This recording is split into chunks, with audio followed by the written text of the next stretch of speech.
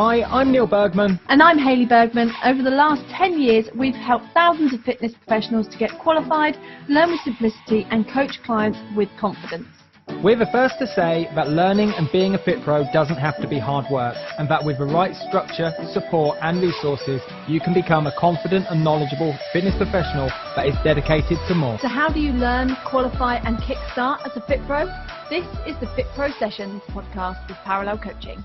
Communication skills for behaviour change is today's topic, Hayley. Welcome, Season 8, Episode 4. Episode number 4. So in Episode 1, we gave context to behaviour change. Episode 2, we jumped into the trans-theoretical model. Yes. And then we dissected those into a number of constructs, and we talked about decisional balancing, self-efficacy, and we explored that in much more depth last week. With Bandura's self-efficacy theory. Just about self-efficacy. And I think that was a big game changer moment for a lot of FitPros listening. And I've had lots of replies and messages come in about it as well. Because there were some really nice tangible actions that you put in about what you could do with your client to help build their self-efficacy. So that it wasn't just a theory, this thing that you learn on paper, but it actually becomes something you could do so that you can go, oh, my client's actually got the best chance of changing their behaviour possible. And that's exactly what today's episode is all about, which is communication skills. Good. So if we were to, there's a number of ways we could have structured this season. We could have, well, I think we've done it the right way. Good. But we could have almost put communication skills at the beginning. Okay, yeah. Because communication skills is, again, one Would of you say like the prerequisite to behaviour change? the watermark behind all behaviour change. So it doesn't matter what theory or what approach you take, your communication skills must be tip top. I think communication skills is a bit of one of those buzzwords, isn't it? Like, I've got good communication skills. Like, you hear it being floated around a lot. But what is it? What does it actually mean for you as a FitPro completely? And we, at level 2, there's various questions in your worksheets about, what makes an outstanding FitPro, and communication skills comes up. And maybe you've had a short discussion around communication skills of what that is or what it means for you. But how do you actually put that into practice? Yeah. And when you link behaviour change, or to help someone elicit behaviour change and go through a process of change, it's a behavioural approach. So it must be your ability to communicate effectively with your client to take them from A to B. Yeah, I like that. So if you didn't have effective communication skills, you wouldn't be able to help them go from A to B. They'd basically just be on their own. So I suppose what I'm really saying is episode number 2, which was trans-theoretical. Episode number 3, which was self-efficacy, which was a construct of that. We're now kind of taking another construct of the trans-theoretical model and dissecting that even further and saying, in order to take somebody through a pre-contemplation, contemplation, preparation, action, maintenance, and potentially relapse state or phase process, then your communication skills are going to be the crux behind all of it. But certainly the first 3 stages, which were all behavioural, which was pre-contemplation, contemplation, preparation. And even if we go back to episode 2, we won't go back to episode 2, but if you which think you can do. but if you think back towards the end of episode 2, you actually listed out some clear, different types of questions you could ask your client to help them move from one stage to the other. And those questions are types that are within what we're going to talk about today of communication styles and types of questions. So we have our notes, our trusty notes. So let's just go through the various different types of communication skills that we're going to talk about today. Yeah. So first of all, you've got building rapport, listening, questioning, reflective statements, paraphrasing, summaries, and silence. Wicked. Yeah. So where do you want to start? Should we start? I want to start with rapport. Building rapport. I think the key thing here is that with any kind of thing with rapport's again, one of those things you kind of suggest, okay, with my best friend, I've got lots of rapport. I've got good rapport with you. I'm pleased to hear it. I am pleased to hear it. Which means I could ask you anything right now. Maybe not on camera. No, okay, cool. But I could ask you... If you could ask me anything, what would you ask me? I don't know. But I could ask you anything and you would openly I want to reply. That's what we're looking for. That's that peak rapport level whereby you feel comfortable around someone, that you would literally, you could be totally vulnerable with them. Yeah. And that's what we call peak rapport, whereby you're at that point. But you couldn't turn around with like, let's just say, stranger at the bus stop. You stand next to them and you just start asking them like their deepest questions about why they want to lose weight. You don't even know if they want to yet. Cool. So like you start going in way too deep with the assumption that you have rapport with somebody with questions that match the type of question you'd ask someone if you did have rapport, even if you don't have rapport. To summarise then, because summaries was on one of your communication skills. To summarise, okay, we could say that rapport is like a Likert scale. So 1 to 10. Yeah. Okay. Nice. 1 being no rapport, 10 being maximum rapport. Nice. And the greater your rapport, the more risky you can get with the questions you can be. Yeah. Yes, there's a certain risk level. Fantastic. And this not only comes with the type of questions that you ask and what you're talking about, but also how you present yourself. Yeah. So there is a model actually that talks about the type of questions that would be really beneficial to talk about so that you guys can feel like you're progressing through in the right order. Before we go into questions. that model and the types of questions, Yeah. can we talk about the setup? And I think a lot of time, energy and effort needs to be placed into setting up and building rapport in the first place. It's not just a case of asking good questions, world-class questions. It's the setup of the environment. Okay. What I mean by that is, let's take if I go back to one of my first gym roles, in fact, okay, Nice. as a fitness instructor. A few years ago. Quite a few years ago, okay, almost 20 years ago. Yeah, it's crazy, isn't it, when you think of it like that? What I remember is there was this very formal consultation room, and it had your blood pressure monitor on. It had the height chart, the scales, in the corner. and Nice. a table, and it divided me and the client. And I always wondered at the end of a session, I was like, it felt like it went okay, but it always felt certainly like it could have been like better. really formal. It was too formal. And I remember going back in, and one of my mentors at the time was a guy called Steve, okay, and he had completely turned the office upside down. I went back in like a number of weeks later and they changed the office round and they got rid of a table. Anyway, I was like, well, this is a bit strange, because now there was no barrier between me and the client. Yeah. And so I sat down and I was like, let's fast forward to the end. I was like, that went amazingly. Great. Okay. And the difference was this barrier. Nice. Okay, So you've literally physically removed the barrier that was between you and your client, which was the desk. And actually it's recommended that you can either sit next to or on a slight diagonal from somebody rather than directly opposite them and with nothing in between. The beauty of that is, and there's a lot of evidence behind this, because if I sat directly opposite the person, the client, if I sat directly opposite you, then we would be forced to look anatomically kind of in our neutral position at each other, and there'd be no room to kind of have some time and space and look away. So if you're slightly off at an angle, it allows you to turn in, which builds rapport. Yeah. Okay, so the more the client is turning in, the greater the rapport. Nice. But it also allows the client to look away and find time and space. A break. And take a break. Yeah. Or think outside before they come back in. Completely. So any kind of like barrier in the way, which could be a table, it could be a clipboard, it could be a book, the one. it could be a whole host of things. But that is something that allows you and the client to not find connection. And it can feel a bit like a comfort blanket for you as a FITPRO. To hide behind. Let's say we're sat on sofas or whatever it might be, and as a result we're kind of sat on a nice sort of diagonal position. I could then ruin that totally by going, here's my clipboard, because I feel comfortable having this barrier and separating us. Whereas actually what I should be doing to feel more comfortable is to maybe put that down and out of the way. Well, that barrier could potentially stop them from seeing your facial expressions. It could stop them from seeing your lips move. So if it's a relatively noisy atmosphere outside of that room, then perhaps they can't easily hear you. So they rely on looking at your mouth as well. I think it hides body language too, doesn't it? Because if Completely. you're like if you're holding something, you're not able to use your hands, you're not able to open up your arms or your chest or look towards completely. because you're in a fixed position. So I think that's a key thing. And I think so, not just the environment, but also having your confidence as well. So to elicit these questions and elicit change talk, which we're going to go on and talk about in a minute. Bit of a mouthful there. Okay. But elicit change in the client and take them through a process of change, then you've got to be confident in yourself. I like that. So I think that's the reason why we potentially hide behind the table or hide behind a clipboard. And that is a sign of potentially low in confidence. Okay? I like that. But all these skills are learnable. Yeah, they are. And the really, biggest tip and practicable. And practicable. That's right. Is that a word? But it is now. It's now.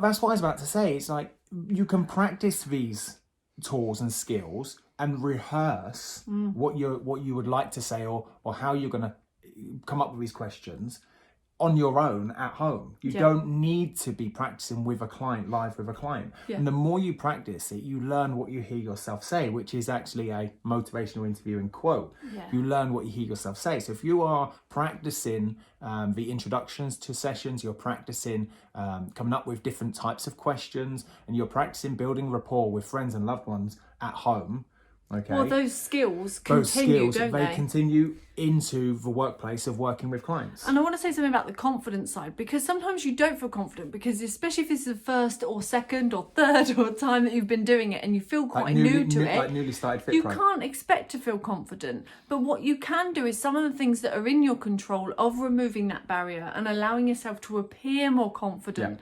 It's still a part of it, even if you don't feel that way right now. Well, I would like it allows you to open up. I would like to remind you that if you're brand new to this and you are this is, say, your first experience of working with a client, you've still got way more experience than the client. Yeah. And so by default, that should give you a greater level of confidence. Yeah, I like that. Yeah, and we've kind of spoken about this in relation to imagining a consultation. That's what I was thinking about. But the opportunity for rapport goes way beyond just a consultation or just a chat in a coffee shop or just a chat when you're doing their measurements. Instead, it's in the gym or when you're on session. That's all rapport. The time in between that, still think about your body language. Are you opening or closing it? And I think about back to when I was sort of like after a session chatting to somebody or before a session, and I'd kind of stand around, and whether I would be on like a teapot position of like leaning on a machine, or whether I'd like for me in particular, it was crossing my arms, crossing my legs. Nothing could say more than my body language of I'm hiding. Like this is my space, I'm hiding. And this was like early stages of me kind of learning what my confidence looked like. And I felt really strange by like just standing in a normal open position. But to them, I probably look more normal in an open position than I did all screwed up. I've already mentioned Steve as kind of one of my early mentors. And I used to say to Steve, I was like, how long did it take you to pick up, a healthy diary of PT clients? Like 30 odd sessions a week. And he said, not very long, Neil. And I was like, well, what's the secret sauce behind this? And he said, what you've got to do is stand at reception and in the entranceway to the gym, okay? Yeah. And just be really open and build rapport. Oh, there you go. And literally within weeks, I was like, my diary is busy.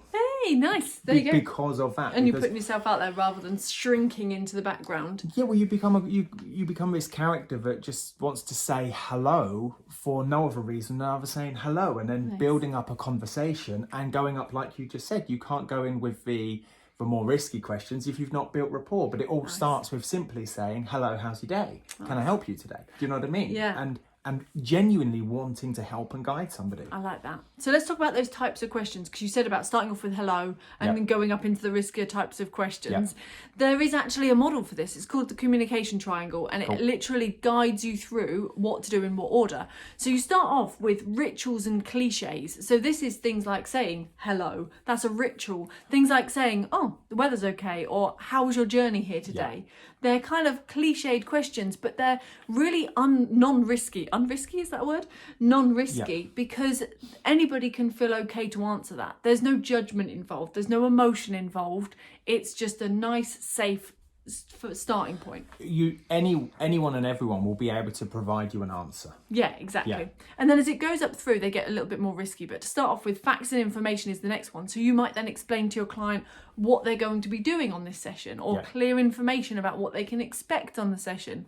So it just starts to layer it up. The next one after that is where the risk starts. And this is any ideas or judgments. So what is it that you're here for today? Or do you have any opinion of being here today?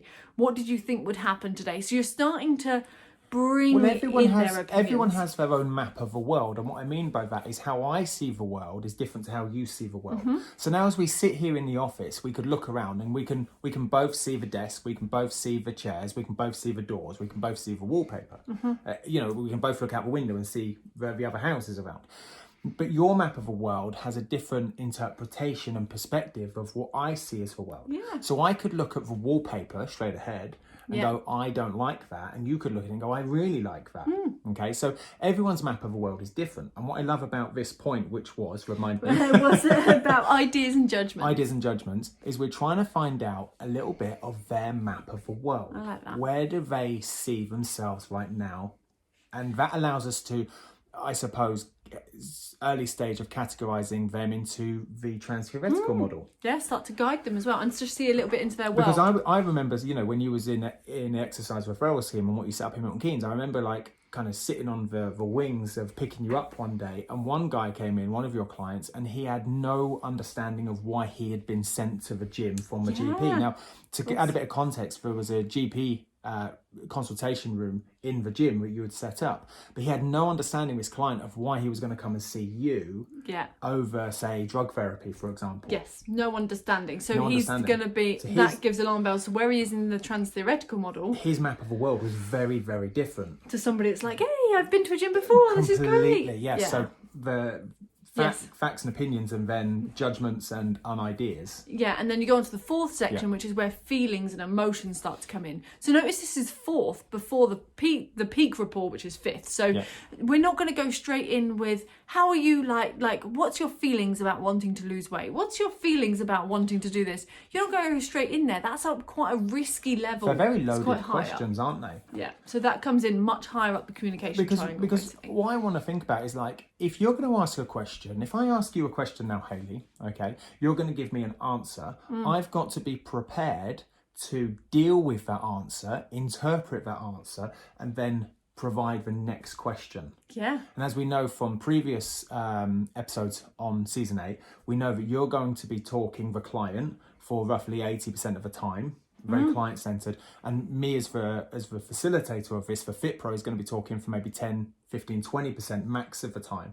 And so every time I ask a question, I've got to be prepared for the answer. So if I ask a very loaded question around their feelings, okay, I've got to be prepared to move this conversation forward. Yeah, nice. And the other part of that is that if you gauge it wrong, then that's when you get those awkward replies or that awkward tension whereby your client gives you this surface level answer that is kind of what they think you want to hear, but not really getting to the point of what they want. Yeah. So it might be like, well, why are you here? What's your goals today? And they go, oh, I just need to lose weight loss. But actually what they didn't tell you was that a family member had just passed away from a health reason and now they need to change. But you've not had enough rapport build in order to get to the really sensitive information. The emotional because effectively, bit. if we were to replace rapport, I'd replace that with building trust. Yeah. Oh, there you go. Does that make sense? They're passing on information that can they trust you with this information just yet? Yes or no? Yeah, and you've got to build it up first. But the other side to that is you might ask them a question as you build up rapport, and they might come up with this kind of awkward silence, like you just talked about, which could be actually it was maybe an unsensitive comment, or you didn't respect. There was too much. Jumped in too quick. Into too much of an assumption. Actually, maybe some pauses are okay, because some questions might. These more higher risk questions might hit a nerve, for example. And so a pause is actually the client dealing with it in time and space. Nice, I like that. And what's the word I'm looking for? Trying to process this question and come up with the answer. And so don't be alarmed that if there is a silence, you might think that feels like a bit of an awkward silence. It could likely be the client processing this information. And something another mentor of ours back in 2013-14, Keith Cunningham, said was the two best tools in anyone's toolbox, in anyone's industry, is time and space. And so if a client is quiet, they've got time and they've got space to process this information. So you don't have to fill it with stuff. And you don't have to, just because they had a pause, ask them another question or give them some ums and ahs or try and rephrase what you've just said. Yes. Sometimes just allowing that time and space is golden. Quite often, from my experience, just a simple kind of nod of the head and some eye contact or the movement of my arms of try. So those of you on screen watching on YouTube now, like this cycling of like cycling continue, of the arms yes. of like, come on, kind of coax some information out of a client. Well, you're basically confirming, yes, I'm listening. Like, just take your time. It's okay. Yeah. And do you understand what I've just said? Let's go. It might be that you have to reframe the question. Yeah. Yeah, exactly. Yeah. Yeah. Well, what that brings us nicely into the next. I think so. Yeah, skill, the next communication skill, which was listening. And we've mentioned this before. If we take the word listen and we jumble up the letters, we also get the word silent. And I really think powerful. that's the most powerful part for listening as a communication skill for me. Yeah, I think so, because like you say, it allows for that time and space whereby you can listen to what they're actually saying, but not just what they're saying, but how they're saying it as well, which, like you said, cues up the next thing that you say, which then allows you to ask deeper, more meaningful questions because you've allowed that time to actually listen. I think possibly the worst thing is, let's just take a consultation example, whereby I have my questionnaire and I literally just read question after question after question, and I don't change what I'm going to say because I've almost not listened. Yeah, that's a great And I point. just go, well, this is my next question, so I'm going to say it anyway. Perhaps that's where, say, like the level 3 modalities of PT, yoga, Pilates on the case study slip up a little bit, potentially. Because on course, you learn a series of case study questions, which would be to work with a client and take them through a process of a consultation. But it doesn't necessarily mean they have to be done in order, or that you have to complete them in one sitting. I really like that. Yeah, I quite like, even from a consultation point of view, if you know roughly what you want to ask, so maybe you've got like some questions or nudges written down. Some clear headings. I love a blank bit of paper, because you can now just scribble all over that paper all the key facts that you need, and you can literally listen, think about what's my next thing I need to ask to dive deeper into that's relevant to where we are in that communication triangle we just spoke about for the rapport, but also things that are relevant to what they've just said and how they've said it and how much that means to them. How can I move forward with them? And you can choose your questions in whatever order you like. And to build upon that in terms of active listening, it's not just a case of being silent. I noticed it. I was just doing it with you just now. I was like looking over like... Was, it's kind of almost strange, because it's quite often we get some negative feedback when people watch the podcast back on YouTube, because they go, it's really distracting because you're not looking at the camera, or you keep looking at each other, or you move your heads. And it's like, well, actually, this is an audible thing, if that makes sense. So for you YouTubers, we love you. But ultimately it's about the podcast. And so what I found myself doing there was actively listening, which was turning in, which was me moving. Yes, open body language. And nodding my head, looking at your facial expressions, watching your lips move, hearing the words, and trying to take out the key points, and actively listening, which allows me now to summarise and paraphrase bits back, which means now you're nodding and going, that's what I just said, yes, well done, Neil, you were clearly listening. Yeah. And so your client will build greater rapport if they know you are not just listening to their words, but listening to their body move as well, and matching the two up. And you start to get this kind of mirroring technique, which is whereby you're nodding, I'm nodding, we've kind of got this same kind of breathing rate, this same kind of alignment of mirroring. Now, this doesn't mean that you literally have to be opposite each other doing like mirroring gestures, or one person folds their legs, the other one does. Well, that is a communication listening approach as well, isn't it? It is mirroring, but what you've got to be careful of is it's got to be very tactful, because if you deliberately go out and like Hayley's sitting here now with her hands on her knees, if I copy everything Hayley does, and it becomes really obvious, okay, I'm going to copy it. Gets a little bit weird after a while. It actually isn't productive, active listening. No, it's not. And you just end up being distracted by things. I know. Sorry.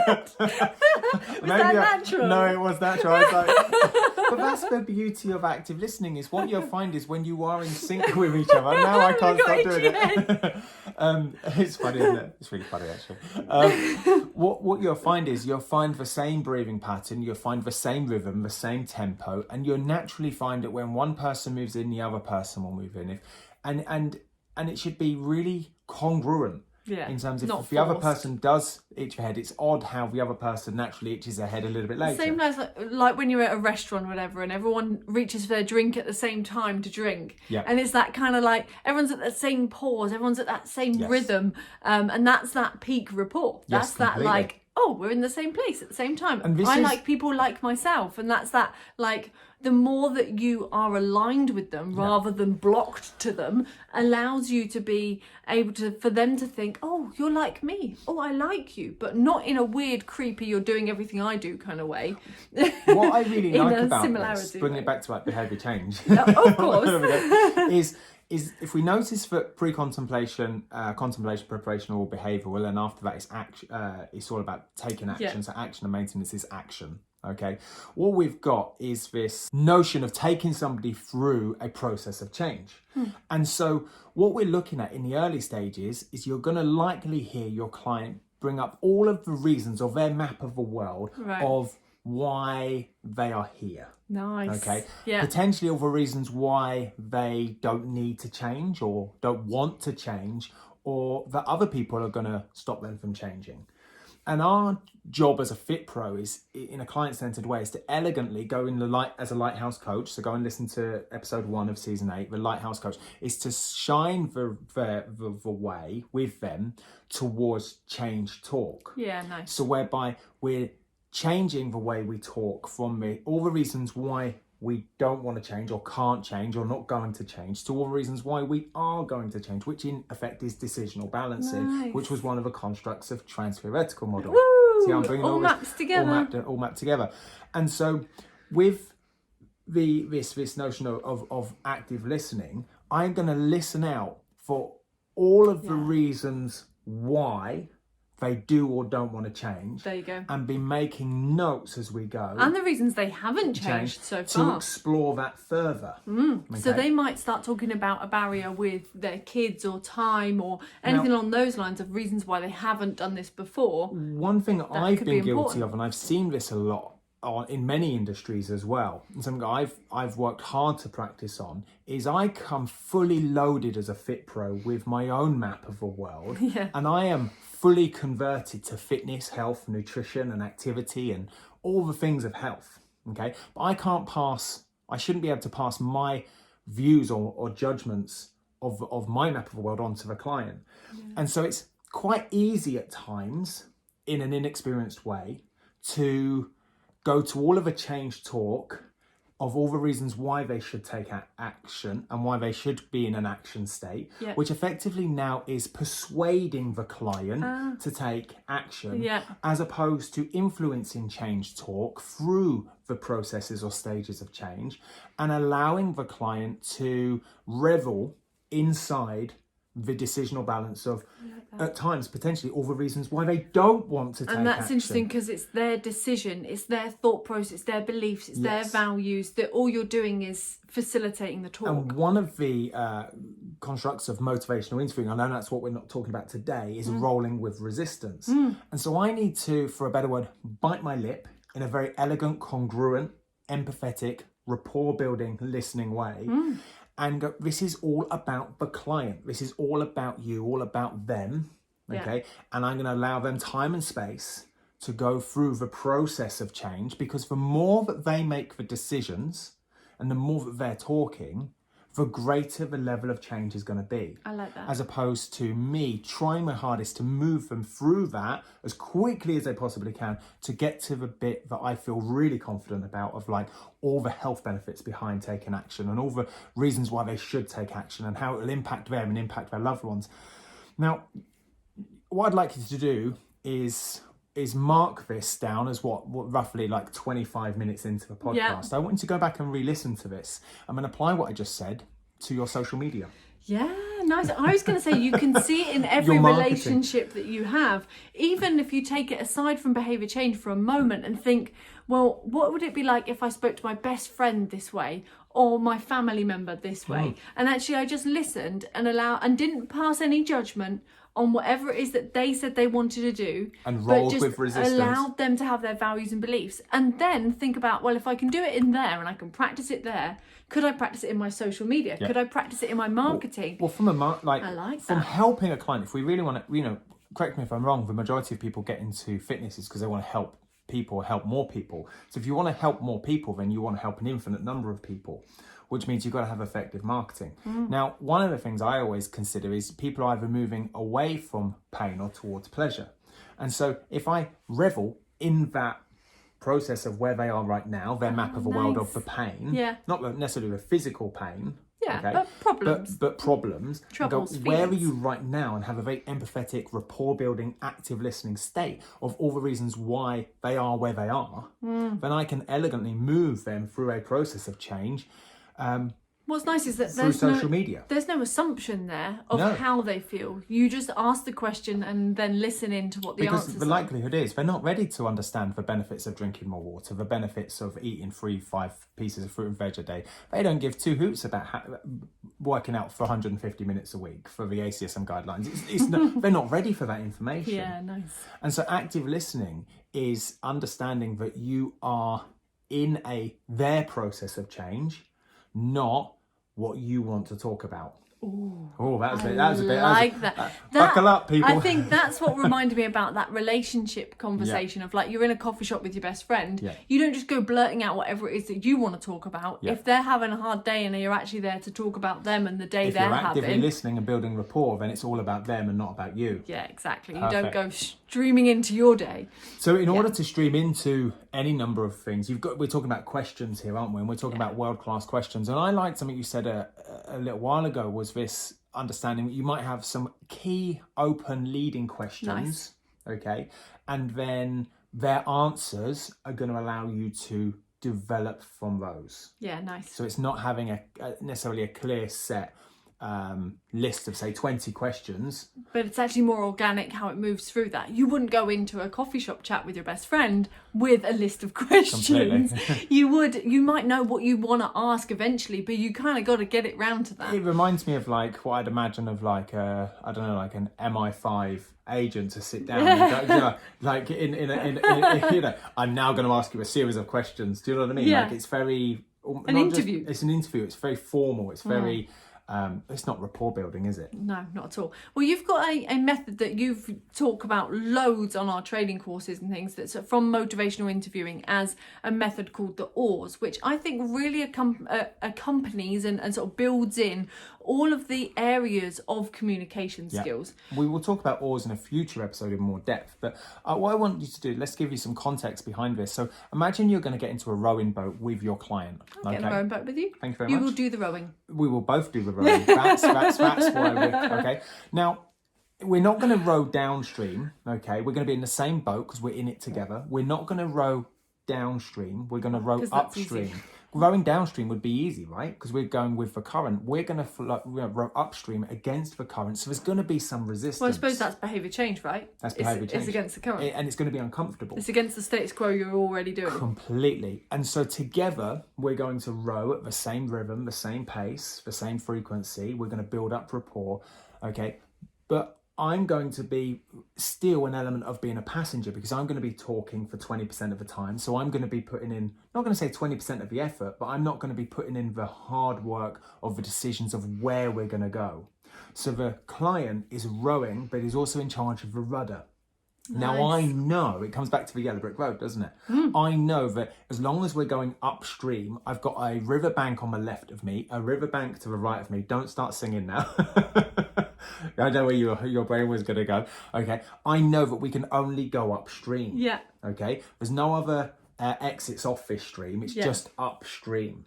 And so it doesn't matter if we zigzag across it and take the longest rowing path, or whether we just go straight head on against the current and go all the way up. But together we're going to move up using our oars and row together. And if we take OARS as an acronym, we've got OARS. So that would stand for open questions, affirmation, reflective listening, and summaries. Nice. Now, if we take some of those concepts, they were in the list of the 7 things Hayley talked about today. I think it just brings them together. Communication skills, which were build rapport. I'm trying to read off your notes build rapport, listening, questioning, reflective statements, paraphrasing, summaries, and silence. So half of those are covered in different ways within the OARS. Yes, completely. Which is really, really good. And inside those OARS, when you're looking at, like you said, the open questions you've already kind of said, haven't you, about like, well, you're going to open up the conversation, not by saying like a closed question of, did you want PT from me, yes or no? It's an open question that gets them to sort of go down their route. Like, where do they want to go on this channel, this river going upstream. Yeah. Now, if we take questions, I really like this quote, and it's from a new, I'm going to call it a new exercise referral manual, but it's all about long-lasting, long-term conditions. Now, there's a quote in here by Rudyard Kipling, who was an author or journalist back in like the 1850s or something like that. Yeah. Okay. And he says, the quote is, "I keep 6 honest serving men. They taught me all I knew. Their names are what and why, and when and how, and where and who." Ah, nice. And I really like that, because our questions are going to start with who, what, why, when, where, and how. Nice. Okay, and they're all open then. And they're all open completely. Yeah. Oh, that's a good one. Okay, so let's just if I read off my notes here. So questions could be: tell me more about, asking for help, can you help me understand, or asking for clarification could be, can you explain a bit more about?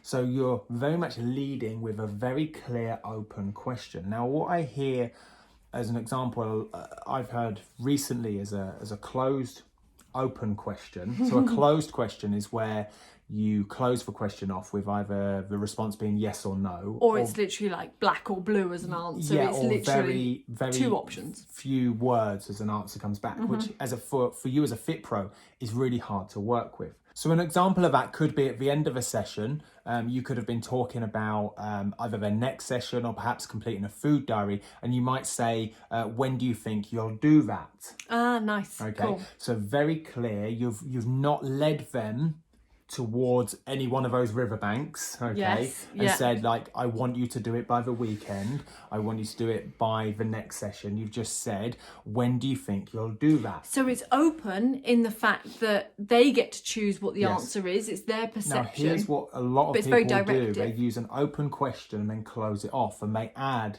a couple of key words to close their open question. So it might sound something like, when do you think you'll do that? This week or next week? Oh, there you go. So they have a almost binary option off the end of it. Completely. So just be really mindful when you're asking questions. Are you asking very clear, open questions, or are you inadvertently, is that the right word? Yeah. Closing the open question off by giving them a dichotomy or an option at the end? I think also like open questions without a word are fantastic. They're going to help along your client's behavioural change. But sometimes there is a correct point to use some closed questions to help them with that commitment. Like the example you just said, completely. This week or next week, it allows them to actually go, no, you know what, I'm starting to now create the commitment. But when you're first starting off with your client, you want to have them open enough to be able to get the information so you understand their opinions, their thoughts, their opinions, their values. And then you can start closing off when you're narrowing towards a commitment. Or if your client talks for England and you need to start narrowing things off because of the length of the session, for example. Completely, but we could use other communication styles if they do talk for England, okay, to do that. Now, just if we stay on that, you said like the types of questions at the beginning for more leading. I would class them as evocative questions where we're really allowing the client to express their map of a world. So I could say, I've got a list of some questions here. So I could say something like, tell me more about why you want to do this. Oh, that's good. Okay. I'll give you a couple more examples. How will doing this help you? Nice. Okay. What would be good about changing this? So you're allowing them to come up with, tell you their map of a world. Okay. A couple more examples. When you're looking back in a year's time and you're a non-smoker, as an example, or and you're now a leaner. How will that feel?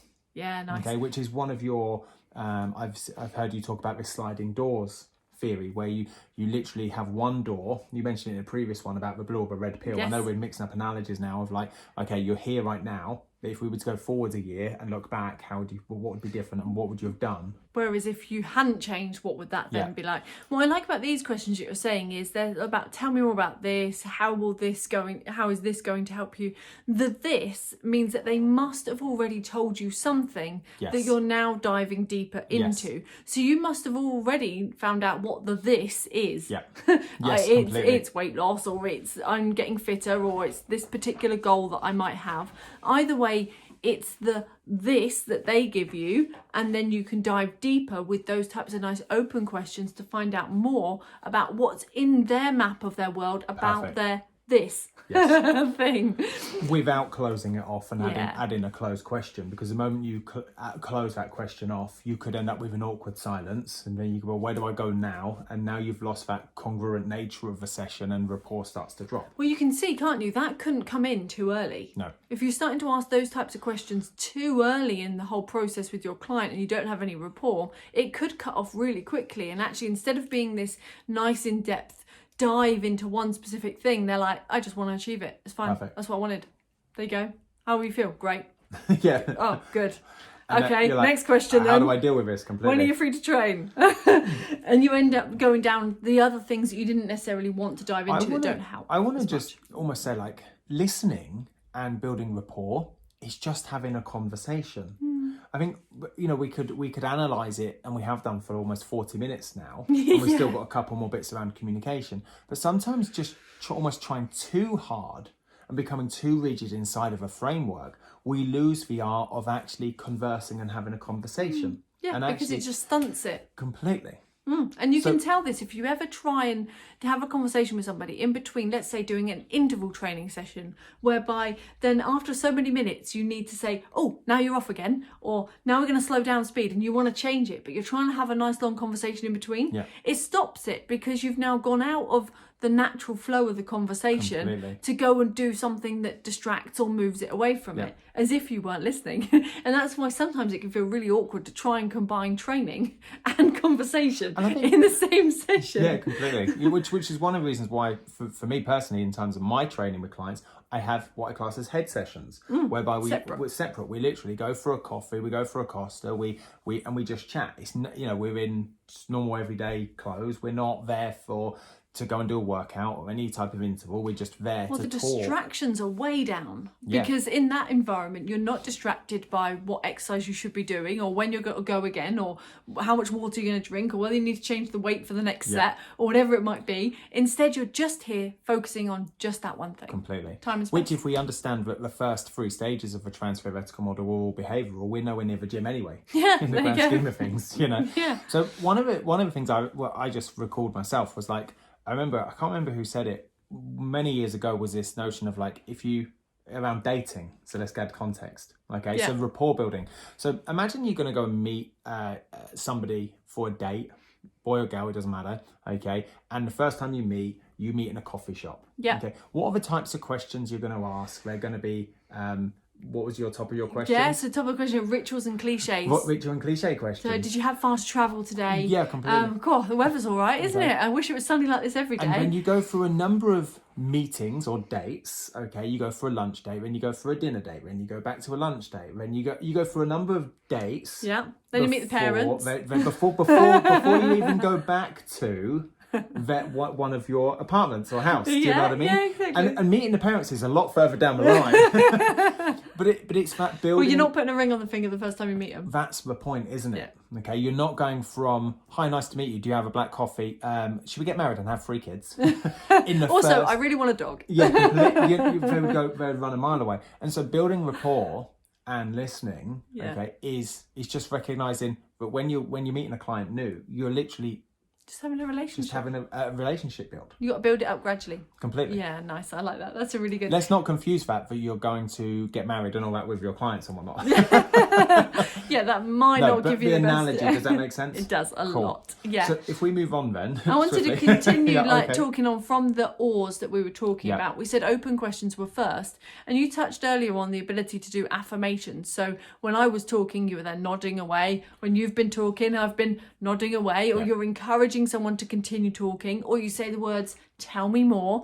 So it basically allows that like affirmation of, yeah, you're on the right track, I'm on the right track, you're doing the right thing, keep talking. There's lots of approaches to affirmations, and you've just mentioned one of them. I'm actually going to park it and tease it, okay? Ooh. And have like the EastEnders drum roll, dun, dun, dun, dun, dun. You're going to have to tune in for another. It does deserve a whole podcast. Not a whole podcast, but we need to talk about it in a different, in more depth, and I don't want to put it in here. Nice. Not just to have a bit of a teaser to come back and listen to a future podcast, but there's a point I want to place it in my plan of these podcast sessions. I went out of plan. Yeah, completely went out of plan, off of my list of questions. Which I often do. And I want to place that into more of a motivational interview, which will be in the next couple of weeks. Perfect. But yeah, I like how you've teed it up. Teed it up. So if we do move to the next one. So the next one down, because we've been through sort of building rapport and listening and understanding that. We looked at questioning. Next thing is reflective statements. Perfect. So how you would reflect back to a client about what they've already said. And this links in with the one underneath it of paraphrasing, to be honest. So I think the two are very, very close. But a reflective statement could be something very simple, whereby you're reflecting something simply back to them. Or it could be more complex, where you change something about what they've said and maybe add context or meaning to what they've said to layer on another level of that as a summary or a statement back what to I them. like about these two is it allows for the client, first and foremost, to know that you're listening. Yes. The next thing is to check that what you've heard is actually correct. Yeah. Okay. So you could provide a simple paraphrase or reflective listening back, which is almost like verbatim, word for word. Yeah, so the word that you just said was that you wanted to use reflective listening and repeat a word back. Whereas the more complex is where I start to add my own spin on it.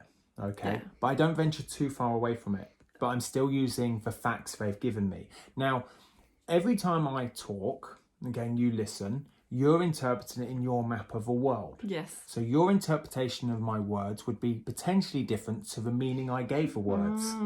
Okay, that was a bit of a mouthful, wasn't it? But that worked really well. So I say it again, I try and remember it. Your perception or meaning of my words that you hear me say might be different to the perception or meaning of the words I wanted to give. Yeah? Which we've all had, right? We've all been having a conversation. That's not what I meant. I might have said it like that, but that you've misunderstood. That's not what I meant. And so when it comes to reflective listening and paraphrasing, what we're really doing here is allowing the client's talking, and it's allowing me as the facilitator, the practitioner, the FITPRO, to provide evidence that I was listening. And did you mean it in this way? And that we're on the same beat, and we're the same on drum. the same. Yeah. We're on the same river. Yeah. Okay. I'm seeing the riverbed to the left and right. Are we on the same boat here? Are we moving with our oars, our open questions, affirmation, reflective listening, summaries upstream? And so that's what I really like about this. Now, I'm a big fan of personally. I mean, it's not about having, it's whatever tool works at the time, but I really like simple paraphrasing. The other thing I like about this is we mentioned about it's not about going through one question to the other question to the other question to the other question. Using a reflective statement actually bridges that gap because you stay within that conversation for a little bit longer. So let's say I ask a question and then I stay almost in that question for a tiny bit longer, but it sounds like I'm kind of summarising and completing it before I can then ask another question. Yeah. So I've actually acknowledged I'm listening to you and I'm reflecting your statement back to you to make sure we're both on the same path. So based on that, can you clarify X? Here's another question. But you kind of build on it in a way that feels organic, but closed it off. Well, they might repeat the same word a few times. Okay. And so now if I use that same word and reflect that back, that's a rapport build in its own right. So if I say awesome a lot in my words. It's almost a bit like parrot fashion, isn't it? Yeah. And the other side to that is you might find that they react, have an actual physiological change. They might raise their eyebrows, they might nod their head, they might shake their head, they might scrunch up their facial expressions. You've just got to have this sensory acuity of non-verbal body language around your reflective statement or the paraphrasing back. And so you go, well, actually, could you tell me more about that? So it could be in your statement back, you actually tee up your next question almost last minute of like, wow, I didn't expect the question is going to be about that particular word. Could you tell me more about that? Yes. Or it might be about a particular other person. Okay, you might go, okay, let's go back to my broad open questions, my evocative questions, purely based on your reaction or response to what I just said. Yes. Does that so make you sense? can pinpoint where you want the direction of that to go. Yes. And ask more questions on one particular point of it. It's a nice way of being able to direct it, isn't it? Yes. And the other side to it is it allows for a client as well to turn around and say, you've just said it in a much more elegant way. Thank you very much. Yes. So it allows you as well, because part of rapport building, it works both ways. It allows you to know that they are reflective listening and actively listening and building rapport back, because it's got to be a two-way communication, isn't it? Okay, I can't just go in with all these skills and tools. Right? They've got to provide evidence and they're doing the same back. So if I give them a complex paraphrase back, and I know you tell me something and I tell you it back to you, but in a more complex way, like, yes, that's exactly what I meant. Wow, we're both on the same stream. Do you know what I mean? We're both in the same boat here. You said it in a much more elegant way, or you said it in a much more succinct way. Yeah. Okay, thank you. I really like that. Sorry to jump in. I really like that. That's how I'm going to explain it to my partner when I get home. I've never been able to articulate it like that, Hayley. Oh, that's wicked. Thank you. So I think a really nice example of this is if you were to ask me about what I had for breakfast today. Okay, so I'd say, Hayley, what did you have for breakfast today? Today I had peanut butter on toast. So a simple paraphrase back would be... a reflective statement. Wicked. Yeah. So you had peanut butter on toast. It's a very bland subject, right? Yep. Yeah. Yes, I did. Cool. He was listening. Whereas a complex one would be... It could be, so you're testing me now, could be something like, okay, so I'm going to go real geeky now. Yeah, go on, geek out. It's really nice. It had a nice mixture of carb, fats, and potentially a little bit of protein in there, depending on how many peanuts were there. But ultimately... It's chunky peanut butter. Yeah.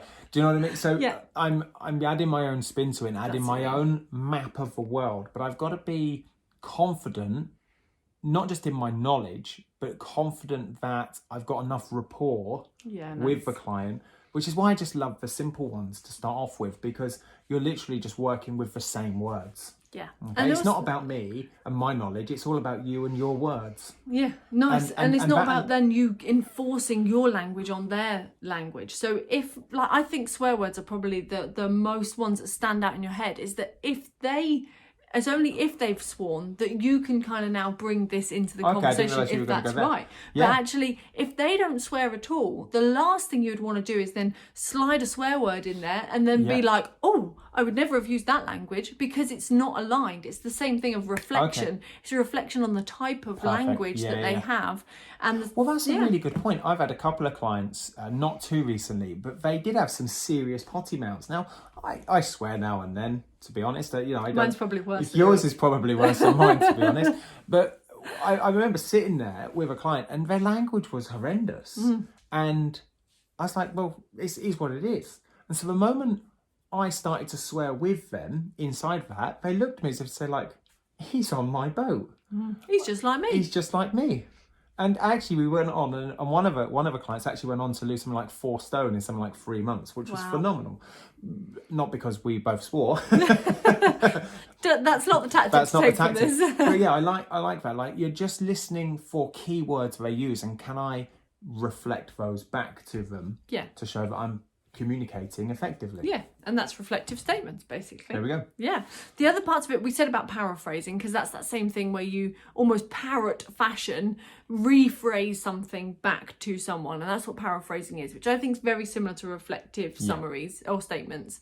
Then you've got summarising, and then you've got silence. Now, I think we've done silence. Yeah. Because we were talking about the power of that time and space. That's listener silent, isn't it? Completely. Yeah. And whereas the final one is summarising, and being able to really bring on what your client has said, but also now creating a summary. Now, what I find really tricky about summarising is not to make everything they've just said. Let's just say they've spent 10 minutes telling you a whole story. You don't want to turn around and be able to summarise that in a sentence and devalue the context of it. I want to interject there a little bit. Like, if you consider a conversation like we've just had, like, that's what I had to do. You were chatting, and I said, do you mind if I interject?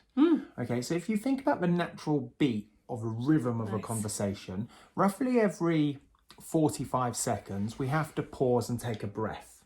Now, that's the perfect time to have some time and space. Maybe you will allow the client to continue talking, but it's the perfect opportunity for you to interject with a simple or complex paraphrase, reflection, or summary, or add a summary. Now, if we think about a song of a I'm not too musically, my musicality is pretty poor, but you've got a chorus and a verse. And then you've got different beats as they go through. You've got the bridge to the chorus. Completely. And so a conversation is no different. And so what you might find is, and there's no written rule to this, but what you might find, there might be a point where I give a question, you talk for a minute, Yeah. I then interject with the next question. You talk for a minute. I then give a simple reflection with a question, open question, and back to you. And we almost like tennis. It's like bat and ball. It's like pass it across. And it comes to a natural point where we reach the chorus, where now I have to give or would like to give a summary, which allows us to kind of put an end to that section. And move on. Yeah. Summaries are also naturally timed summaries. What you wouldn't want to do is get to the very end, in my opinion, get to the very end of a session and then summarize the entire session, because you could have elicited change talk, whereby we've gone through all the reasons why and decisional balance, and now the client's firmly in all the reasons why they should. Okay, by going through a summary of the entire session, okay, I could be at risk of moving the client. Whereas actually, if you summarise after each little section, then you move them through with it completely. Nice, rather than waiting to the end. Yes. Amazing. And then at the end, you would perhaps have an overall summary where you went like, you could say something like, okay, Hayley, so it's been great session today. You came in here an hour ago and these were your thoughts and feelings of blah, blah, blah. And the key points were, roughly about halfway through, you made a really clear statement that you were ready to change, and you scored that a 7 out of 10. And then we discussed this and this and this, and you're like, actually, that's a really nice summary of today's session. Yeah.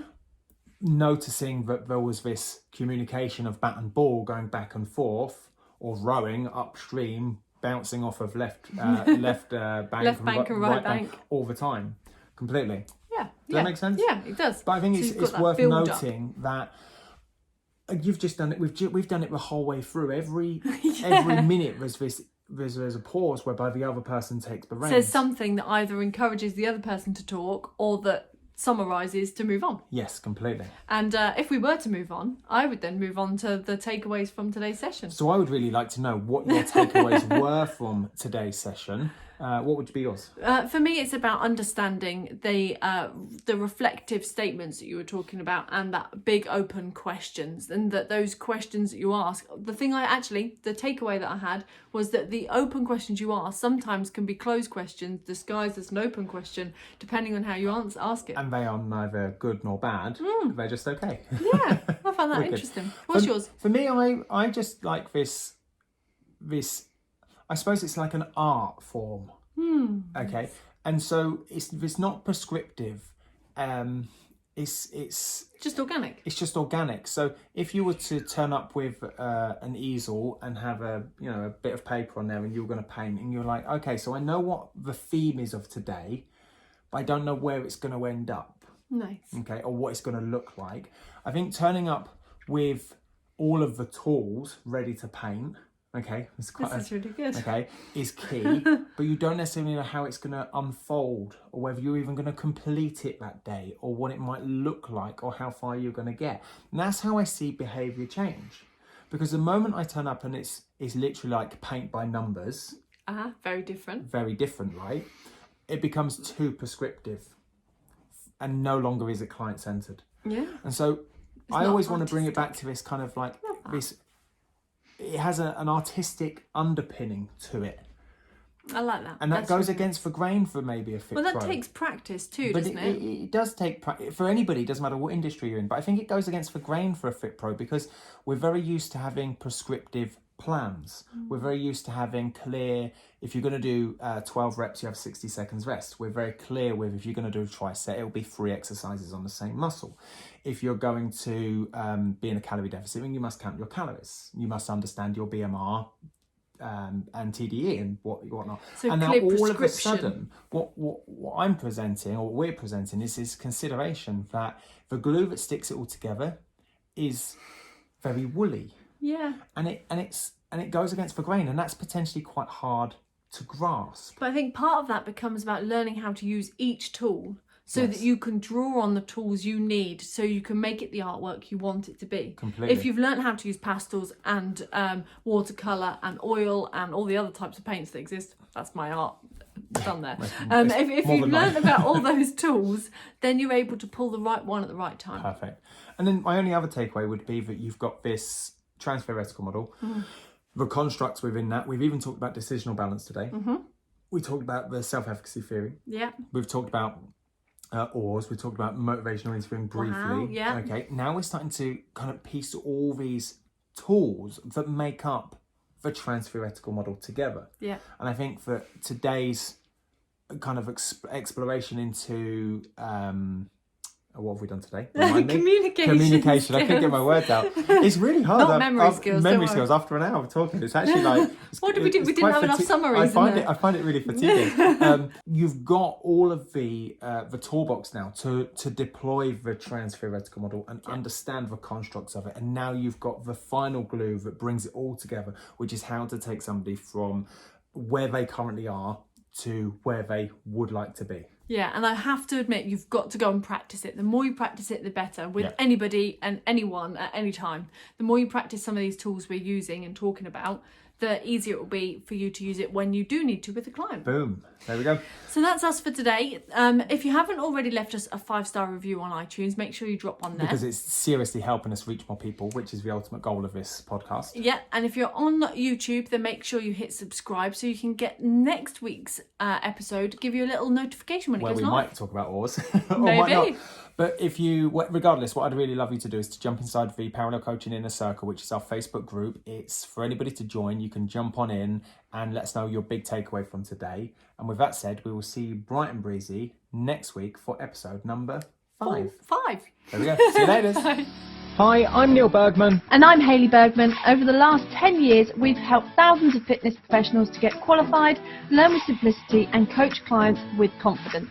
We're the first to say that learning and being a Fit Pro doesn't have to be hard work, and that with the right structure, support and resources, you can become a confident and knowledgeable fitness professional that is dedicated to more. So how do you learn, qualify and kickstart as a Fit Pro? This is the FITPRO Session Podcast with Parallel Coaching.